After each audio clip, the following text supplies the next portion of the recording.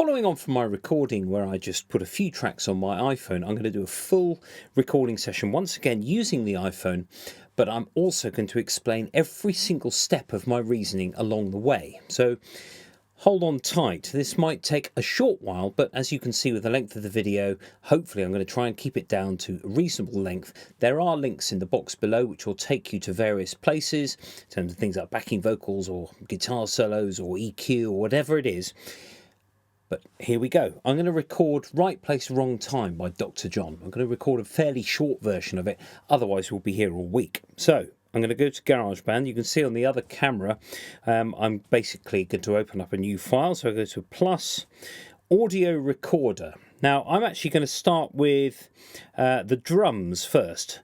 Much like I did with the other tune, I'm going to just put a basic bass and snare drum beat down and then use the hi-hat on drummer to sort of just give it a bit of intricacy. So now we could change the kit if we want. I've got SoCal at the moment. What about vintage kit?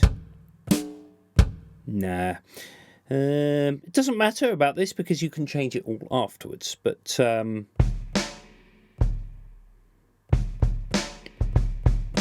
quite like that. Okay, so I need to set my tempo first in order that I've got a rough sort of clue about what's going on. I think the default is 110. Yes, it is. I'm just going to double check that. No, that's too fast. I'm going to opt for a tempo of maybe 90.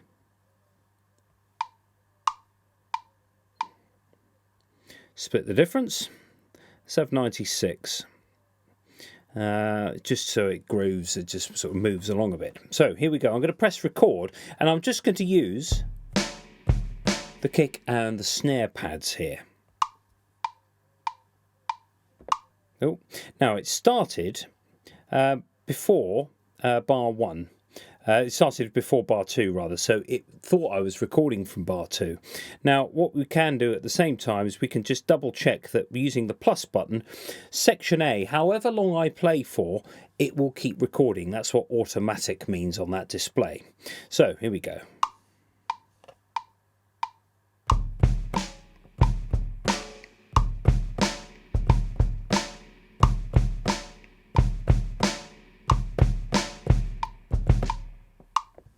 Okay, so there's my loop. The last snare drum almost wasn't there. So I'm just going to go into the edit pane, and just make sure that that last snare drum has actually got, there we go, has actually got a bit of go in it. Now, I want the quantization of this to not be straight. I need a sort of almost a light swing on the 16th notes, which is exactly what I'm going to do.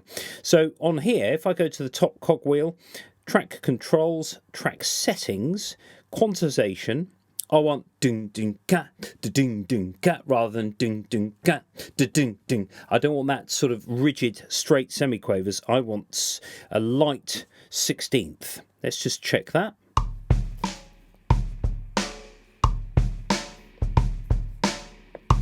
Perfect. Now at the same time there was a different snare sound there. That second snare. It's only ever so slightly different, but it'll become more apparent the more you listen to it. You think, oh yeah, there's that same snare drum again. Now, I am not going to loop this. Rather, I'm going to cut and paste. Now, I haven't worked out the number of bars I've got here. 4, 8, well, let's call it 80 bars. So I'm going to go into here, switch automatic off, and go to, yeah, 80 bars. More than you'd need for your recording. Notice by default it has looped everything. I don't want this. So I'm just going to tap on the end until you can see the loop symbol. And I'm going to bring it all the way back to the beginning so that we have only got, you might need to widen the scale to fully cut that off, we've only got our 4 bars. Now I can go copy, move the cursor to bar 5, press paste. You will thank yourself for doing this later. It doesn't take very long, but it means that you've got all of those different parts of the song which you can treat slightly differently, or you can edit slightly differently. You can even go back and play in another part perhaps. So I'm just going to paste these tracks here. Now I'm happy with those with that bass and the snare drum. Everything seems to be fine. Now, this is something that you have to check before you cut and paste, of course, that all of your snare drums are the right level. Otherwise, you'll have to go through all of your copies and redo that. That's the advantage of using a loop, in that if you make a correction in the first one, it will appear in all the other copies. So that should do. There we go. Now I'm going to go to drummer. So you might ask, why am I doing the drums first? Maybe I'd want to, do the bass first, or do the guitar. But really, I need a very accurate time base on which to record everything. Lots of people use just the metronome, and actually, there's quite a lot that can go wrong between those beats. Whereas if you've got everything that's swinging away nicely with your drummer app, it can make a real difference. So I'm going to switch the bass drum and the snare drum off and take the fills away, leaving only the hi-hat. But I'm going to do the 16th light quantization in the bottom left there, and I'm going to make the hi-hat slightly more complicated. Let's see what happens.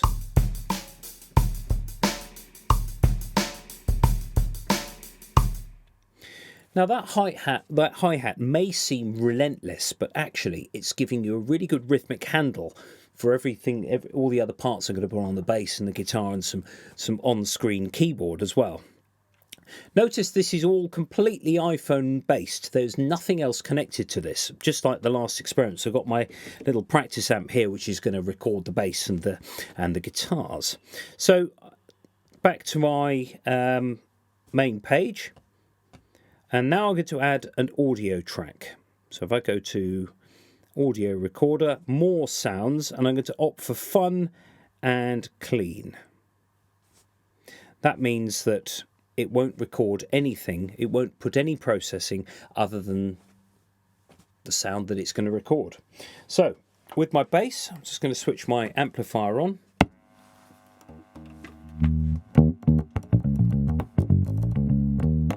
Now I don't want to come in until bar 3.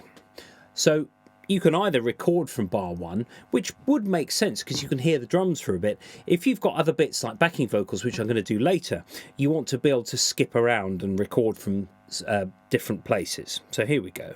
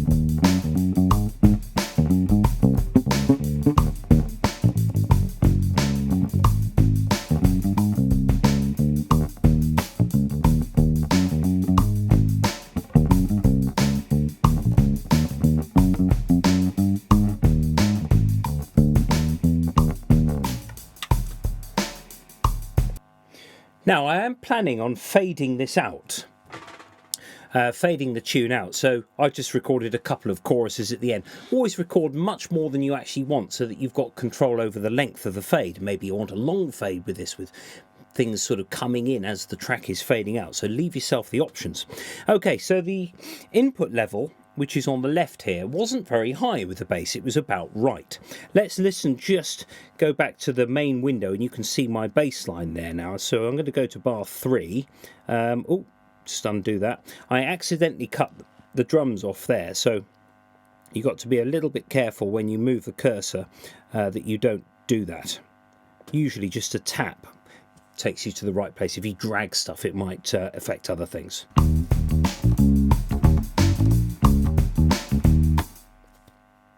There's nothing wrong with that at all. So I'm just going to go back into I'm going to actually, while I'm here, I'm just going to go into track controls and take the treble down, because of course the mic of the iPhone was not only recording my amplifier, but it was also recording my fingers on the bass.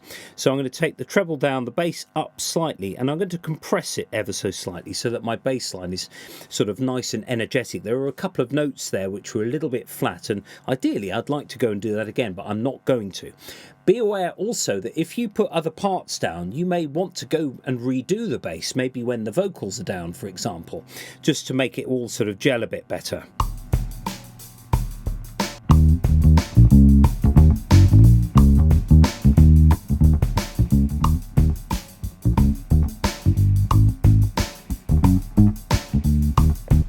There's also a real advantage in mixing as you go. You don't want to sort of have this thing that's building up and up and up, and you've got this sort of distorted mess. So the bass, after I compressed it, I lowered the level, and of course I increased the bass level as well, which is obviously going to increase the overall level of it. So I've just brought the track down a bit. Now I'm going to close that page just so I can see the screen a bit better. Don't forget, it's an iPhone SE. This is only a tiny screen, and I'm going to duplicate this track and this time put some guitar down. So I'm just going to put some chords down, but I'm also going to put a line as well, because actually this song starts with the sort of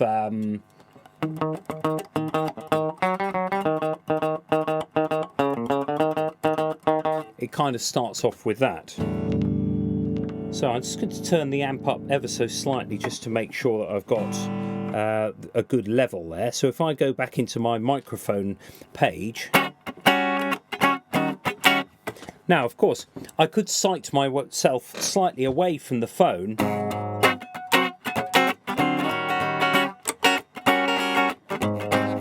just to get rid of some of that plectrum noise, but actually I quite like it. It's just the way it is, you know. It's the good thing about recording on an iPhone is you don't know what result you're going to get, and actually in the olden days of tape machines, that was quite a nice thing. So I'm going to just put the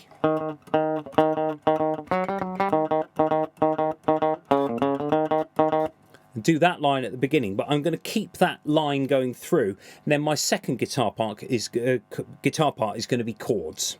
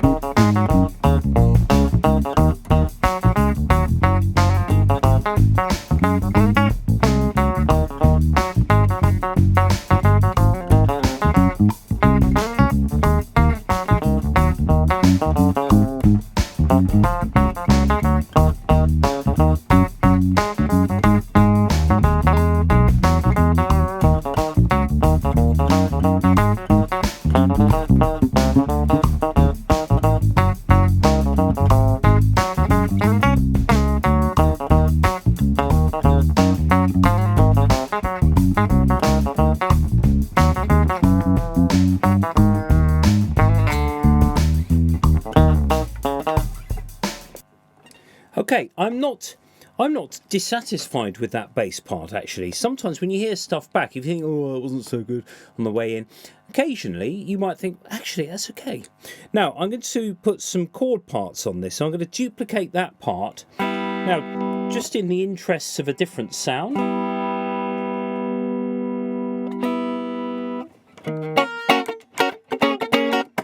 I'm going to just try a different sound on the guitar as well. So just have a look in song settings for my microphone, sorry, track controls.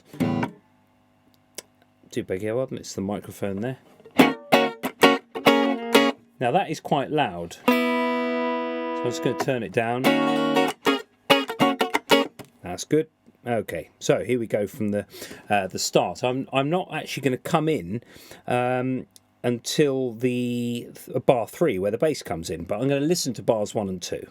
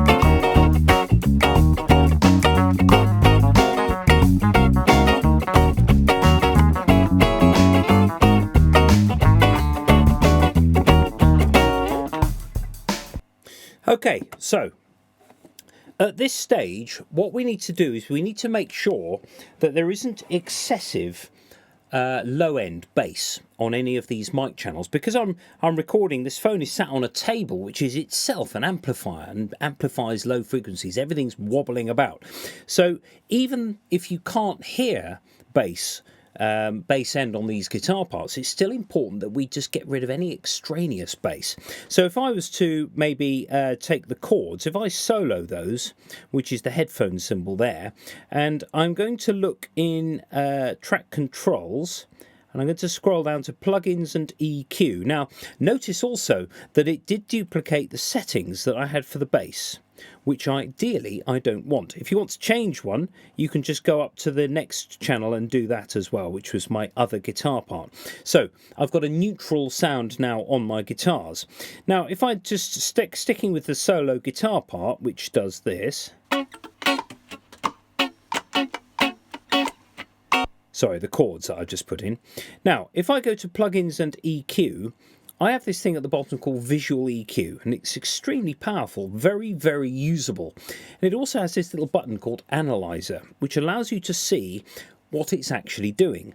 So when I press play, there'll be like a wave that shows you which frequencies are being accentuated.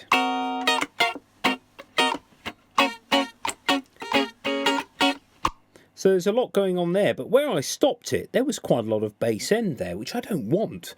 So what I can do with the orange slider is I can just roll off all the bass like that, or lots of it. And you won't really notice a difference in terms of the guitar sound. If I just press play, wave that bass up and down a bit, you won't hear a massive difference.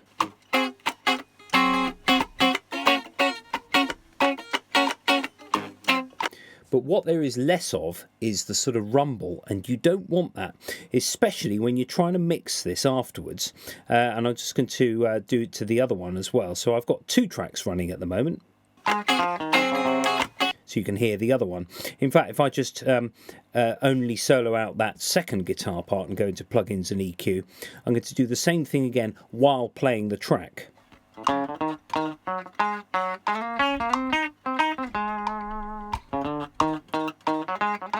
Of course, every time I hit the strings or put my palm on the strings, it generates a sort of woof, a sound that I don't really want anyway.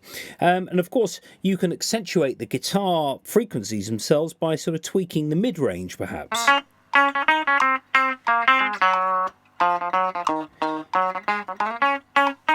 You get quite a nice sort of nasally effect like that.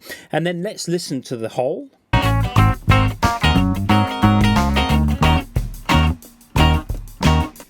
Now, ideally, I don't want to, when I'm recording maybe the solo, in fact, that's what I'm going to do. While I've got the guitar set up, I'm just going to find where the solo starts.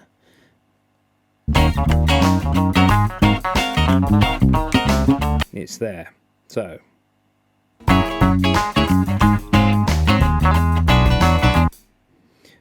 It's actually 8 bars before that.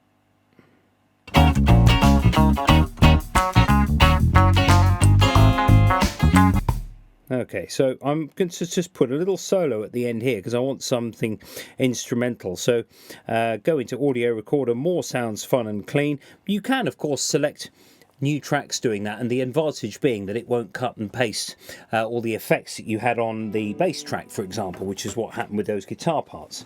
But there's lots of ways of doing this.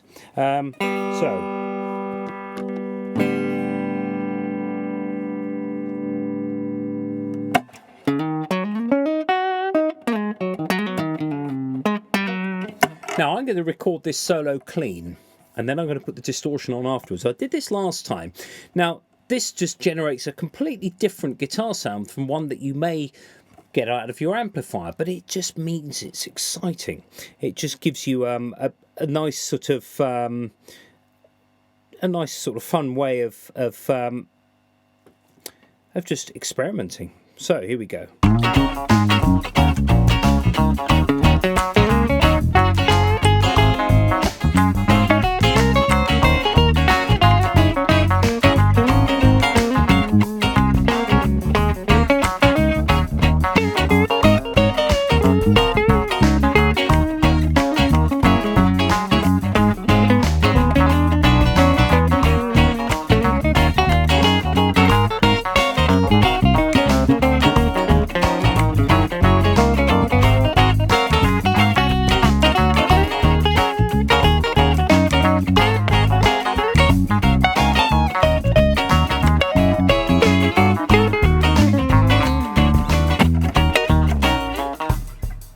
Now, I played a duff note there that absolutely didn't work. And I'm going to go and find it, because actually this is where editing capabilities like this really can help you out. Now I'm going to go back into the window, and it was actually in the first half of the solo.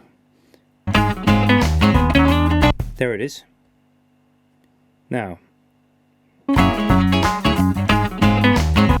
Ba-da-da-ba, ba-da-da-ba. I wanted that a semitone higher. Now, this is where you can go into your editing here. Let's just find the note. It's that one. That one there. Now, if I drag my fingers out far enough, you can see a tiny little message below the play button called Snap to Grid Off. Now, what I'm going to do is I'm going to isolate that note by splitting it there, and then I'm going to go a bit further on, and I'm going to isolate the other side of the note, so I've just got this one note here. Now, if I go into settings, I can actually, I do beg your pardon, that is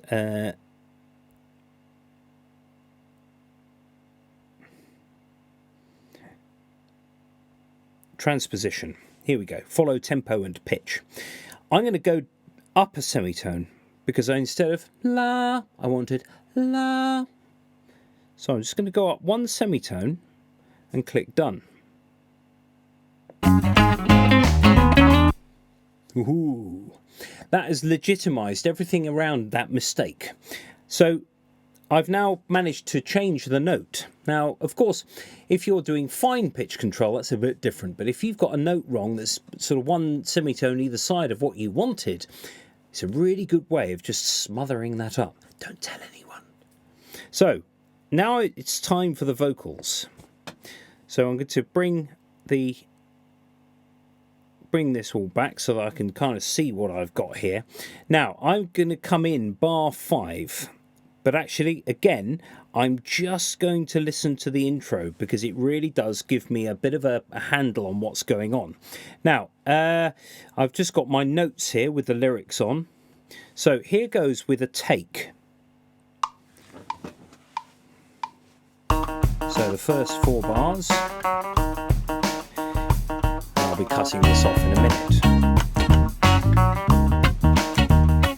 I've been in the right place, but it must have been the wrong time. I'd have said the right thing, but I must have used the wrong line. I've been in the right trip, but I must have used the wrong car. My head was in a bad place, and I'm wondering what it's good for. I've been in the right place, but it must have been the wrong time. My head was in a bad place, but I'm having such a good time. I've been running, trying to get hung up in my mind. Got to give myself a good talking to this time. Just need a little brain salad surgery. Got to cure my insecurities. I've been in the right place, but it must have been a long time. I've been in the right place, it must have been a long song. I've been in the right vein, but it seems like the wrong home. I've been in the right world, but it seems wrong. Okay, so any more of those Dr. John impressions, I think my throat might give out. However, I want to do a bit of editing here. And I also want to do a bit of automation. When that solo comes in, I want the vocals to come down a little bit, allowing that guitar solo to come in. So I'm going to go back to my main window, and you can see my vocals there. So I'm just going to open this up again. Now you can see at the beginning there's two little sort of waveforms. That's me talking. Of course, I don't want that. So I'm going to just go to bar 4, or maybe somewhere like that. That's fine. It doesn't matter where you cut it, as long as it doesn't cut the breath off the beginning. So ideally, where it is quite good because it gives me a little bit of a pre-roll into it. So sometimes when the split, you have to sort of grab the scissors and move them down. That's it. Sometimes you might need to move it up into the away from the edge of the screen. And there we go. That's deleted that. Let's have a listen. I've been in the right place. Oh dear. Okay, I'm going to keep that. But I'm going to do a little bit of processing on this as well. I'm going to do some compression and a little bit of reverb, just a tiny bit. And I've also, because the mic is a tiny little mic, it's not going to be as efficient as catching the bass end as it will the treble. So I've actually got to cut the top end a little bit here. So track controls.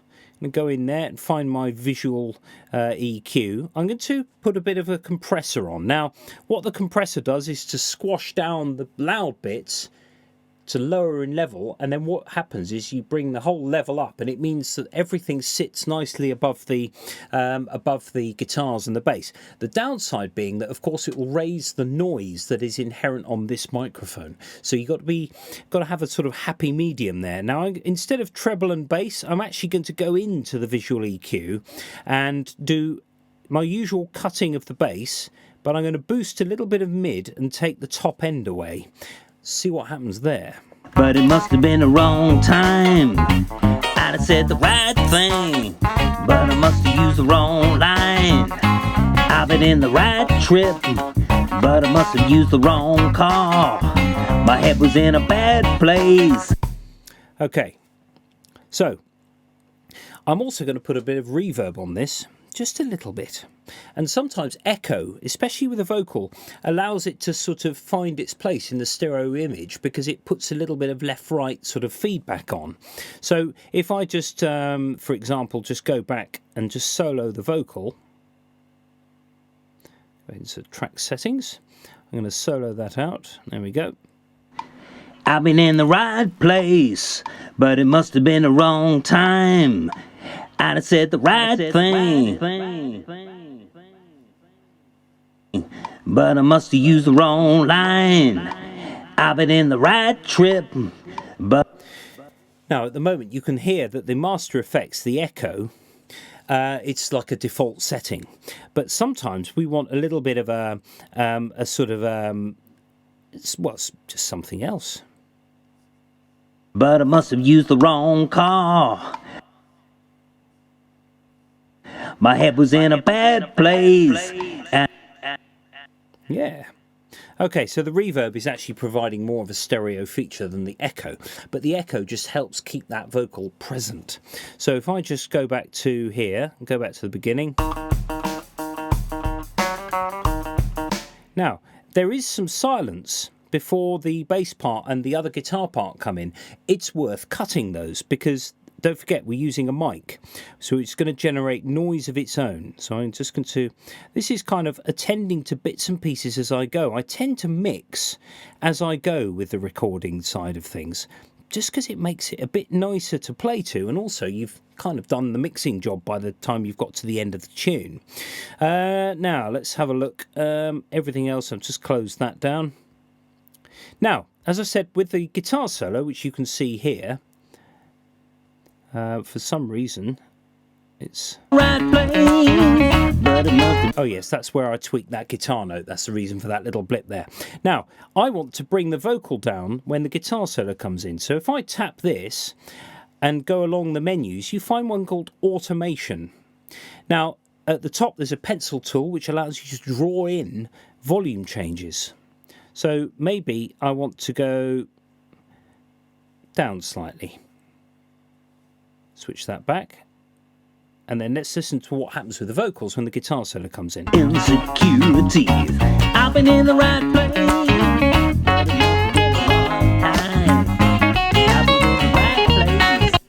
Perhaps a little bit too draconian, but you can move this by dragging it. Sometimes it takes a bit of a flick up to change the level. And you also get a telltale sign. You get that, you saw that, so those numbers just under my fingers there. Minus 6 dB is a halving of level on recording level. It's actually not halving of level on something like a power thing, where 3 dB is actually sound pressure level. So 6 dB is a halving or doubling on in electrical terms, in recording terms. So, as I said beforehand, I want to try and put some processing on this guitar solo to make it stand out. So I'm going to go track controls, and I'm going to go into plugins and EQ. Now, you get all sorts of different effects. If I go to edit here, you've got 4 different effects in addition to your compressor and your visual EQ. So it's really powerful. There's masses you can do. So I'm going to go and find something. Let's try distortion first. So you get 3 controls. You get drive, which is the amount of distortion, the tone, how much treble it's going to let through of that distortion, and then an overall output control to compensate for the amount of drive you've put on. So I'm going to whack the drive up and the output down. There must have been the wrong song. I've been in the right vein, but it seems like the wrong. The good thing about distortion on here is you can get those sort of 70s transistorized distortion effects, which are hard to come by on, well, you can't get them on a valve amp, for example. So it's quite a nice little nifty way of applying a bit of 70s sort of distortion here. I'm going to try something else. Let's go into plugins and EQ again. Just going to, the distortion's still on, but you can minimize the effect. Now, I'm going to, after the distortion, I'm going to put a phaser. Let's really mash it up. I've been in the right world, but it seems wrong.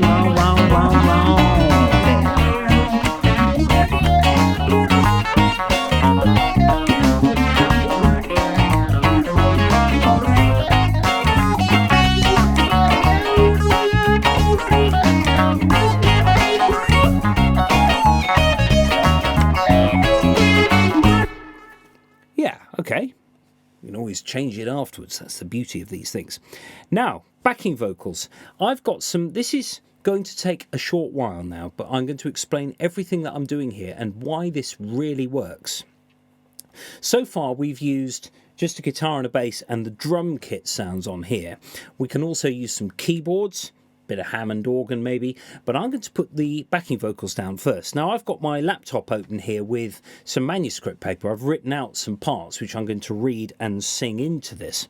Now I've written 4 parts. The ideal thing is to have 3 of each, so you end up with 12 parts. Of course, that goes sort of beyond the scope of this demonstration, but I'm going to do it on one of the parts so that you can hear the sort of sound that you can get by recording 3 times. Don't be fooled into thinking you can copy a track and repeat it twice. It doesn't work. Even if you delay it slightly, it just doesn't have the same effect. It's worth the comparatively short amount of effort, a short time to get it right. So this comes from bar 3. So I'm going to add an audio recorder track clean. Sometimes it doesn't add it unless you... There we go. When it sort of expands, the page expands, you know you've got that track. Before I keep going, I'm going to duplicate this 3 times. Now I'm going to record the same vocal 3 times and then I can put other parts down. So here we go with the first take.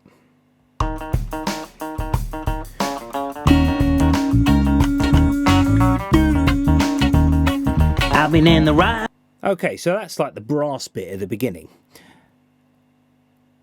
Now I'm not doing a complete take. I've got other things here, but I can do it in bits so I just don't waste time.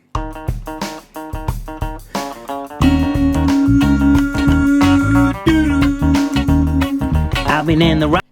That's 2 vocals, which is sounding much fuller already. If I put a third one down, I'll show you what we do with this afterwards.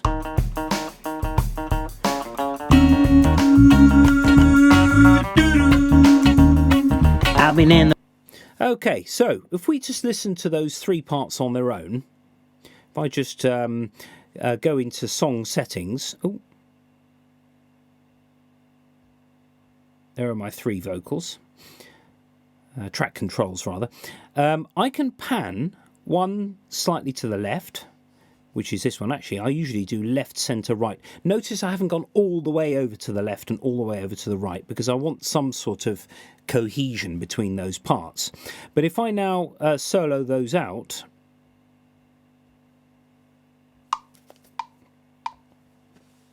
switch that metronome off.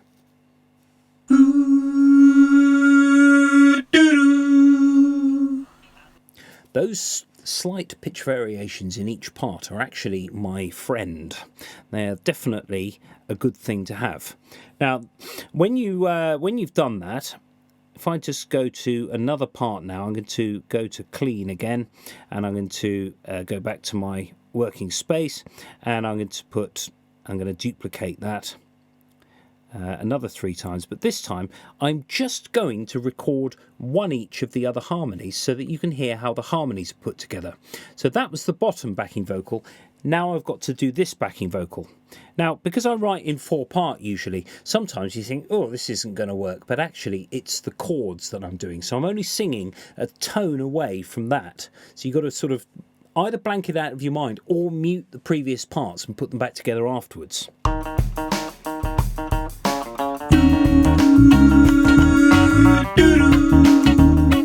I've been in. Okay, so next vocal up.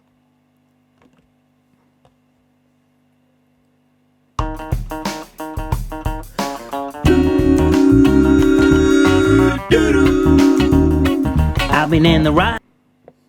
And then the top one. Oh, there's only a limited number of times I can do this. Okay. And then the top one.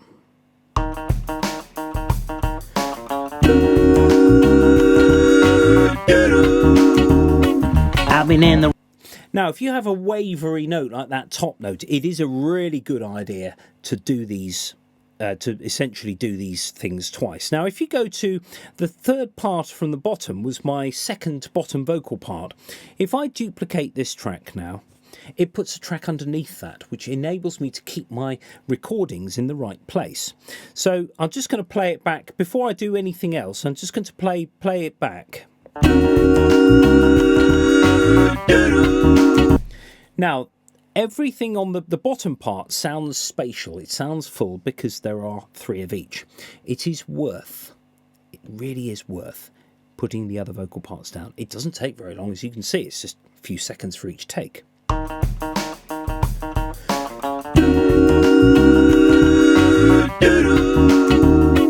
I've been in the ride.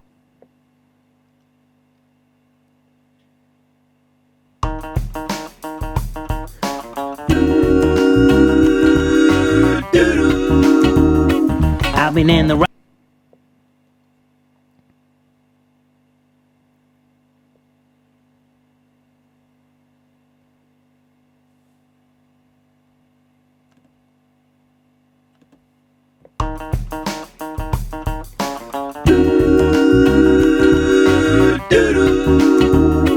I've been in the ride. So that one was a little bit rank because that top note was slightly sharp. But let's see what it sounds like when they're all together. This is really good because you can mask tuning inaccuracies.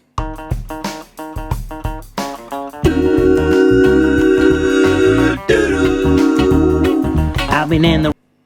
Okay.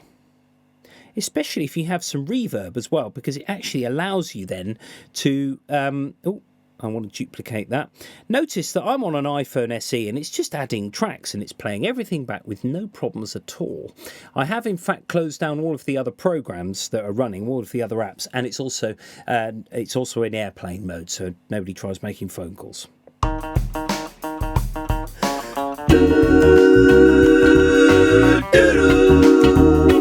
I've been in the right.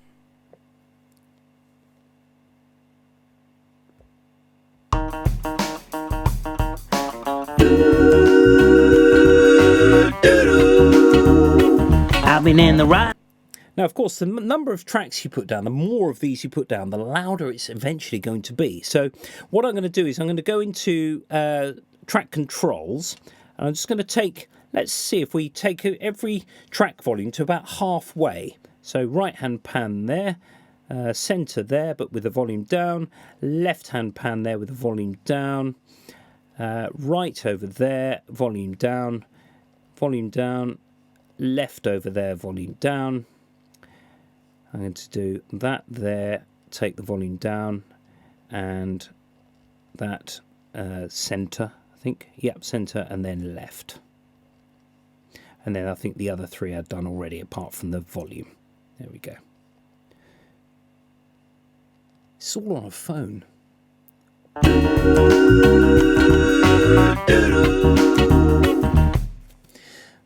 That to me is starting to sound like something, especially when you put reverb. You could put reverb on all of them, or you could just maybe do the centre parts perhaps. Let's have track controls. So reverb on that one, that one. Now all of this can also be done on an iPad, and things are slightly less buried in terms of menus, but you get used to one or the other.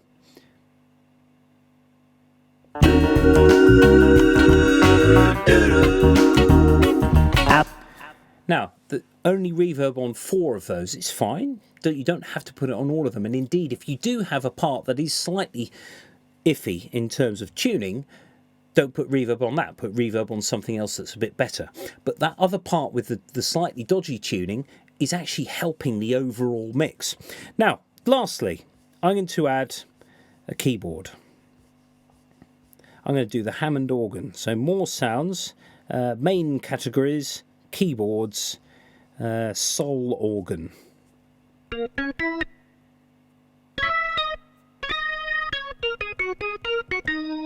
Now, you do have various controls. If I go to the top here, you can either switch the chorus on and off. So you have a like that. I'm going to switch the distortion off as well. I don't want that. And I don't want the percussion either, which is the little chime that you get at the beginning. And then I'm going to go to my drawbars and I'm going to close some of them so I get a slightly more mellow sound. I just want to have a little bit of top end as well. You can hear that sort of whistling at the top. So let's just close that down now and press record from, bar 5. I've been in the right place, but it must have been the wrong time. I'd have said the right thing, but I must have used the wrong line. I've been in the right trip, but I must have used the wrong car. My head was in a bad place, and I'm wondering what it's good for. I've been in the right place, but it must have been the wrong time. My head was in a bad place, but I'm having such a good time. I've been running, trying to get hung up in my mind. Got to give myself a good talking to this time. Just need a little brain salad surgery. Got to cure my insecurity. I've been in the right place, but it must have been the wrong time. I've been in the right place, it must have been the wrong time. I've been in the right thing, but it seems like the wrong. I've been in the right world, but it seems wrong.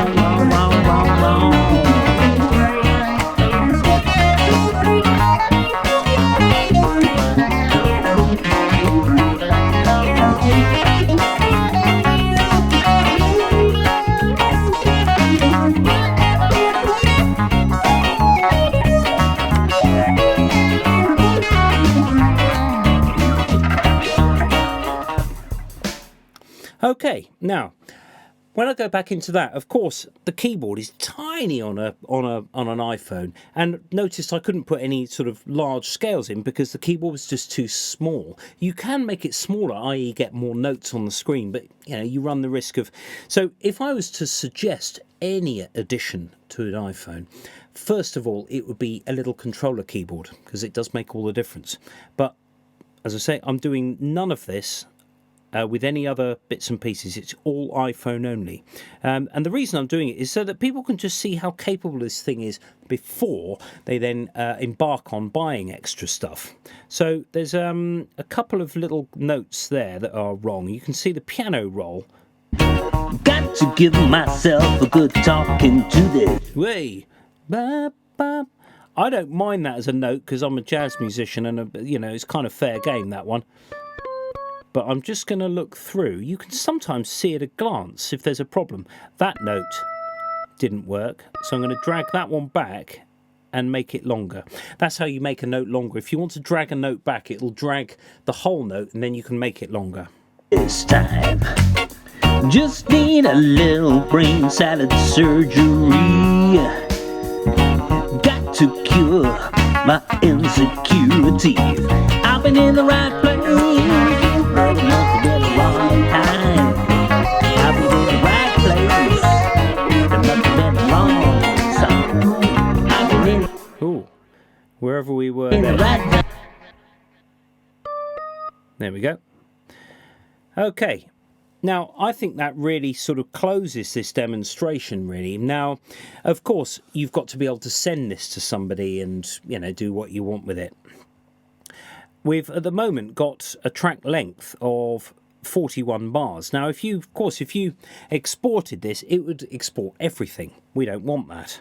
So I'm going to just delete that. Once you've deleted something, you can then draw a window and then delete things en masse. And of course we would have faded out by then. Now you can use automation to fade out every single track, which gives you your fade. There is a fade out option, but it doesn't give you as much control as doing it manually. So if I now, let's see, the bars finishes at about bar 45, 44 maybe. So I can go into my section A now and actually cut this down to 44 bars, which means that the track is essentially, the whole length of the track is occupied with music rather than half music, half silence. Now, I also would quite like to change the... I've been running trying I would quite like to change the... right place. that bit on the hi-hats. I would quite like to change Right that trip. to a ride cymbal. So what I'm actually going to do is I'm going to split it there. Notice this is the drummer part of it. Go into drummer and switch the hi-hats off, but, well, actually just have the cymbals instead. Right place, but it must have been the wrong time. My head was in a bad place, but I'm having such a good time. Now, I'm actually going to add a tambourine there as well, just to help those ride cymbals a little bit. So if I just go halfway through the hi-hats. Bad place, and I'm wondering what it's good for. I've been in the right place, but it must have been a... Now, at the moment, the bass and the snare drum are kind of not sounding like anything at all. I can't really hear them because I've used lots of other tracks. So what I'm going to do is I'm going to actually go into track controls, and I'm going to compress them a bit. Looks like they already are. Okay, let's see what happens if I just increase the track volume. The wrong time. My head was in a bad place, but I'm having such a good time. I've been running trying to get hung up in my mind. Got to give myself a good time. That's better. There's some kick drum there now. Now, of course, because it's not a microphone that I've used to record the drums, you can bring the bass up and there's no rumble there because all the sounds have been beautifully engineered to work. There we are then.